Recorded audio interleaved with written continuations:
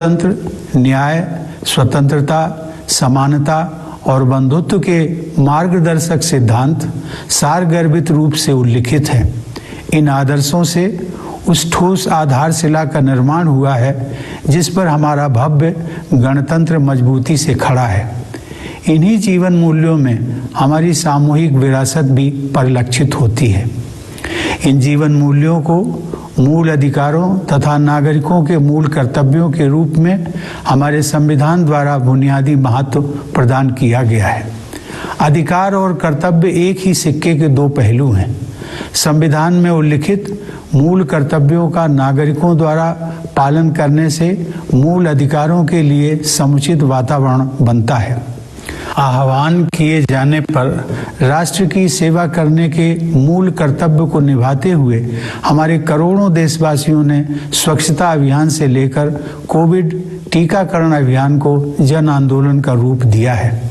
ऐसे अभियानों की सफलता का बहुत बड़ा श्रेय हमारे कर्तव्यपरायण नागरिकों को जाता है। मुझे विश्वास है कि हमारे देशवासी इसी कर्तव्य निष्ठा के साथ राष्ट्र हित के अभियानों को अपनी सक्रिय भागीदारी से मजबूत बनाते रहेंगे।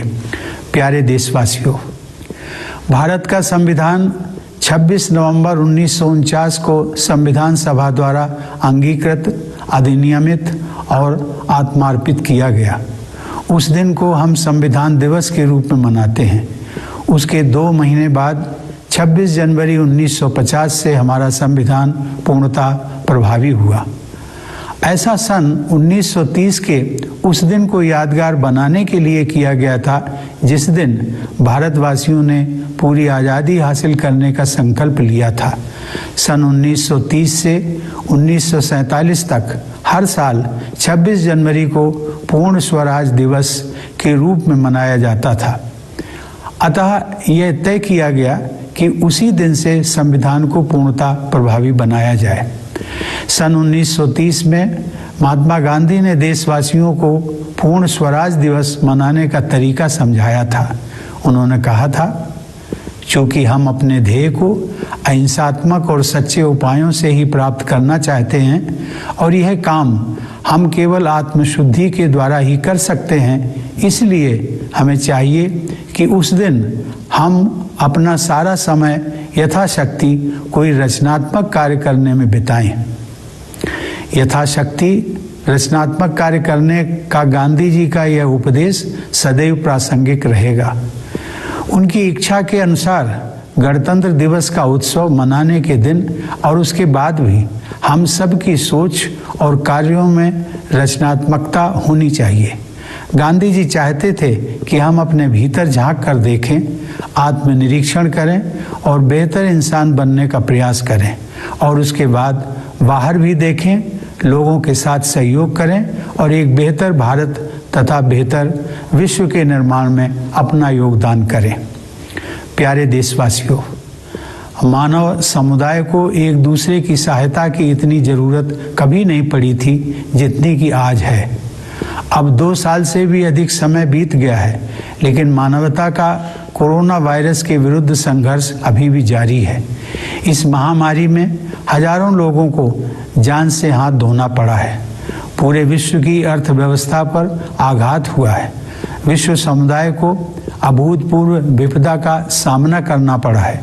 नित नए रूपों में यह वायरस नए संकट प्रस्तुत करता रहा है।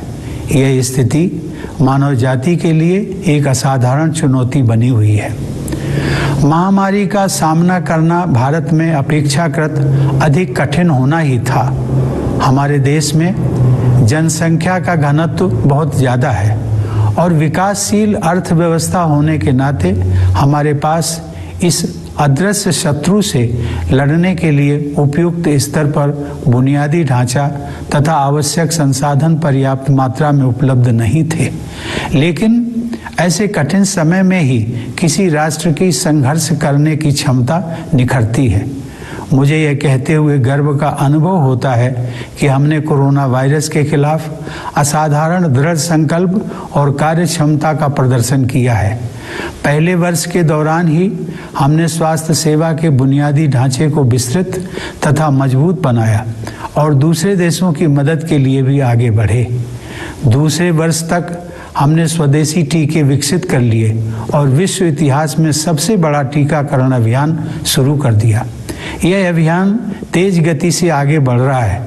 हमने अनेक देशों को वैक्सीन तथा चिकित्सा संबंधी अन्य सुविधाएं प्रदान कराई हैं। भारत के इस योगदान की वैश्विक संगठनों ने सराहना की है। दुर्भाग्य से संकट की स्थितियां आती रही हैं क्योंकि वायरस अपने बदलते स्वरूपों में वापसी करता रहा है। अनगिनत परिवार भयानक विपदा के दौर से गुजरे हैं। हमारी सामूहिक पीड़ा को व्यक्त करने के लिए मेरे पास शब्द नहीं हैं, लेकिन एकमात्र सांत्वना इस बात की है कि बहुत से लोगों की जान बचाई जा सकी है। महामारी का प्रभाव अभी भी व्यापक स्तर पर बना हुआ है, अतः हमें सतर्क रहना चाहिए और अपने बचाव में तनिक भी ढील नहीं देनी चाहिए। हमने अब तक जो सावधानियां बरती हैं उन्हें जारी रखना है। मास्क पहनना और सोशल डिस्टेंसिंग बनाए रखना कोविड अनुरूप व्यवहार के अनिवार्य अंग रहे हैं। कोविड महामारी के खिलाफ लड़ाई में वैज्ञानिकों और विशेषज्ञों द्वारा बताई गई सावधानियों का पालन करना आज हर देशवासी का राष्ट्र धर्म बन गया है। यह राष्ट्र धर्म हमें तब तक निभाना ही है जब तक यह संकट दूर नहीं हो जाता। संकट की इस घड़ी में हमने यह देखा है कि कैसे हम सभी देशवासी एक परिवार की तरह आपस में जुड़े हुए हैं। सोशल डिस्टेंसिंग के कठिन दौर में हम सब ने एक दूसरे के साथ निकटता का अनुभव किया है। हमने महसूस किया है कि हम एक दूसरे पर कितना निर्भर करते हैं। कठिन परिस्थितियों में लंबे समय तक काम करके यहाँ तक कि मरीजों की देखभाल के लिए अपनी जान जोखिम में डालकर भी डॉक्टरों, नर्सों और पैरामेडिक्स ने मानवता की सेवा की है।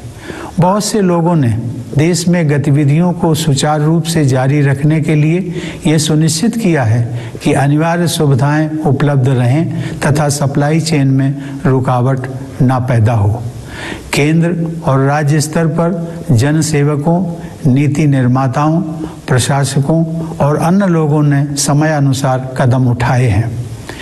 इन प्रयासों के बल पर हमारी अर्थव्यवस्था ने फिर से गति पकड़ ली है। प्रतिकूल परिस्थितियों में भारत की दृढ़ता का यह प्रमाण है कि पिछले साल आर्थिक विकास में आई कमी के बाद इस वित्त वर्ष में अर्थव्यवस्था के प्रभावशाली दर से बढ़ने का अनुमान है। यह पिछले वर्ष शुरू किए गए आत्मनिर्भर भारत अभियान की सफलता को भी दर्शाता है। सभी आर्थिक क्षेत्रों में सुधार लाने और आवश्यकता अनुसार सहायता प्रदान करने हेतु सरकार निरंतर सक्रिय रही है। इस प्रभावशाली आर्थिक प्रदर्शन के पीछे कृषि और मैन्युफैक्चरिंग क्षेत्रों में हो रहे बदलावों का प्रमुख योगदान है। मुझे यह जानकर प्रसन्नता हुई है कि हमारे किसान, विशेषकर छोटी जोत वाले युवा किसान, प्राकृतिक खेती को उत्साहपूर्वक अपना रहे हैं। लोगों को रोजगार देने तथा अर्थव्यवस्था को गति प्रदान करने में छोटे और मझोले उद्यमों ने महत्वपूर्ण भूमिका निभाई है। हमारे इनोवेटिव युवा उद्यमियों ने स्टार्टअप इकोसिस्टम का प्रभावी उपयोग करते हुए सफलता के नए कीर्तिमान स्थापित किए हैं। हमारे देश में विकसित, विशाल और सुरक्षित डिजिटल पेमेंट प्लेटफॉर्म की सफलता का एक उदाहरण यह है कि हर महीने करोड़ों की संख्या में डिजिटल ट्रांजैक्शन किए जा रहे हैं। जन संसाधन से लाभ उठाने यानी डेमोग्राफिक डिविडेंड प्राप्त करने के लिए हमारे पारंपरिक जीवन मूल्यों एवं आधुनिक कौशल के आदर्श संगम से युक्त राष्ट्रीय शिक्षा नीति के जरिए सरकार ने समुचित वातावरण उपलब्ध कराया है। मुझे यह जानकर प्रसन्नता हो रही है कि विश्व में सबसे ऊपर की 50 इनोवेटिव इकोनॉमीज में भारत अपना स्थान बना चुका है। यह उपलब्धि और भी संतोषजनक है कि हम व्यापक समावेश पर जोर देने के साथ साथ योग्यता को बढ़ावा देने में सक्षम हैं। देवियों और सज्जनों, पिछले वर्ष ओलंपिक खेलों में हमारे खिलाड़ियों के शानदार प्रदर्शन से लोगों में खुशी की लहर दौड़ गई थी। उन युवा विजेताओं का आत्मविश्वास आज लाखों देशवासियों को प्रेरित कर रहा है। हाल के महीनों में हमारे देशवासियों द्वारा विभिन्न क्षेत्रों में अपनी प्रतिबद्धता और कर्मठता से राष्ट्र और समाज को मजबूती प्रदान करने वाले अनेक उल्लेखनीय उदाहरण मुझे देखने को मिले हैं। उनमें से मैं केवल 2 उदाहरणों का उल्लेख करूंगा। भारतीय नौसेना और कोचीन शिपयार्ड लिमिटेड की समर्पित टीमों ने स्वदेशी व अति आधुनिक विमानवाहक पोत IAC विक्रांत का निर्माण किया है, जिसे हमारी नौसेना में शामिल किया जाना है। ऐसी आधुनिक सैन्य क्षमताओं के बल पर अब भारत की गणना विश्व के प्रमुख नौसेना शक्ति संपन्न देशों में की जाती है। यह रक्षा के क्षेत्र में आत्मनिर्भरता की ओर अग्रसर होने का एक प्रभावशाली उदाहरण है। इससे हटकर एक विशेष अनुभव मुझे बहुत हृदय स्पर्शी लगा। हरियाणा के भिवानी जिले के सुई नामक गांव में उस गांव से निकले कुछ प्रबुद्ध नागरिकों ने संवेदनशीलता और कर्मठता का परिचय देते हुए स्वप्रेरित आदर्श ग्राम योजना के तहत अपने गांव का कायाकल्प कर दिया है। अपने गांव यानी अपनी मातृभूमि के प्रति लगाव और कृतज्ञता का यह एक अनुकरणीय उदाहरण है। कृतज्ञ लोगों के हृदय में अपनी जन्मभूमि के प्रति आजीवन ममता और श्रद्धा बनी रहती है। ऐसे उदाहरण से मेरा यह विश्वास दृढ़ होता है कि एक नया भारत उभर रहा है, सशक्त भारत और संवेदनशील भारत। मुझे विश्वास है कि इस उदाहरण से प्रेरणा लेकर अन्य सक्षम देशवासी भी अपने अपने गांव एवं नगर के विकास के लिए योगदान देंगे। इस संदर्भ में आप सभी देशवासियों के साथ मैं एक निजी अनुभव साझा करना चाहूँगा। मुझे पिछले वर्ष जून के महीने में कानपुर देहात जिले में स्थित अपनी जन्मभूमि अर्थात अपने गांव परौंख जाने का सौभाग्य मिला था। वहां पहुंचकर अपने आप ही मुझमें अपने गांव की माटी को माथे पर लगाने की भावना जाग उठी, क्योंकि मेरी मान्यता है कि अपने गांव की धरती के आशीर्वाद के बल पर ही मैं राष्ट्रपति भवन तक पहुंच सका हूं। मैं विश्व में जहां भी जाता हूं, मेरा गांव और मेरा भारत मेरे हृदय में विद्यमान रहते हैं। भारत के जो लोग अपने परिश्रम और प्रतिभा से जीवन की दौड़ में आगे निकल सके हैं, उनसे मेरा अनुरोध है कि अपनी जड़ों को, अपने गांव, कस्बे, शहर को और अपनी माटी को हमेशा याद रखिए। साथ ही आप सब अपने जन्म स्थान और देश की जो भी सेवा कर सकते हैं अवश्य कीजिए। भारत के सभी सफल व्यक्ति यदि अपने अपने जन्म स्थान के विकास के लिए निष्ठापूर्वक कार्य करें तो स्थानीय विकास के आधार पर पूरा देश विकसित हो जाएगा। प्यारे देशवासियों, आज हमारे सैनिक और सुरक्षाकर्मी देश अभिमान की विरासत को आगे बढ़ा रहे हैं। हिमालय की असहनीय ठंड में और रेगिस्तान की भीषण गर्मी में अपने परिवार से दूर वे मातृभूमि की रक्षा में तत्पर रहते हैं। हमारे सशस्त्र बल तथा पुलिसकर्मी देश की सीमाओं की रक्षा करने तथा आंतरिक व्यवस्था बनाए रखने के लिए रात दिन चौकसी रखते हैं, ताकि अन्य सभी देशवासी चैन की नींद सो सकें। जब कभी किसी वीर सैनिक का निधन होता है तो सारा देश शोक संतप्त हो जाता है। पिछले महीने एक दुर्घटना में देश के सबसे बहादुर कमांडरों में से एक जनरल बिपिन रावत, उनकी धर्मपत्नी तथा अनेक वीर योद्धाओं को हमने खो दिया। इस हादसे से सभी देशवासियों को गहरा दुख पहुंचा। देवियों और सज्जनों, देश प्रेम की भावना देशवासियों की कर्तव्य निष्ठा को और मजबूत बनाती है। चाहे आप डॉक्टर हों या वकील, दुकानदार हों या ऑफिस वर्कर, सफाई कर्मचारी हो या मजदूर, अपने कर्तव्य का निर्वहन निष्ठा व कुशलता से करना देश के लिए आपका प्राथमिक और सबसे महत्वपूर्ण योगदान है। सशस्त्र बलों के सर्वोच्च कमांडर के रूप में मुझे यह उल्लेख करते हुए प्रसन्नता हो रही है कि यह वर्ष सशस्त्र बलों में महिला सशक्तिकरण की दृष्टि से विशेष महत्वपूर्ण रहा है। हमारी बेटियों ने परंपरागत सीमाओं को पार किया है और अब नए क्षेत्रों में महिला अधिकारियों के लिए स्थायी कमीशन की सुविधा आरंभ हो गई है। साथ ही सैनिक स्कूलों तथा सुप्रतिष्ठित नेशनल डिफेंस एकेडमी से महिलाओं के आने का मार्ग प्रशस्त होने से सेनाओं की टैलेंट पाइपलाइन तो समृद्ध होगी ही, हमारे सशस्त्र बलों को बेहतर जेंडर बैलेंस का लाभ भी मिलेगा। मुझे विश्वास है कि भविष्य की चुनौतियों का सामना करने के लिए भारत आज बेहतर स्थिति में है। 21वीं सदी को जलवायु परिवर्तन के युग के रूप में देखा जा रहा है और भारत ने अक्षय ऊर्जा के लिए अपने साहसिक और महत्वाकांक्षी लक्ष्यों के साथ विश्व मंच पर नेतृत्व की स्थिति बनाई है।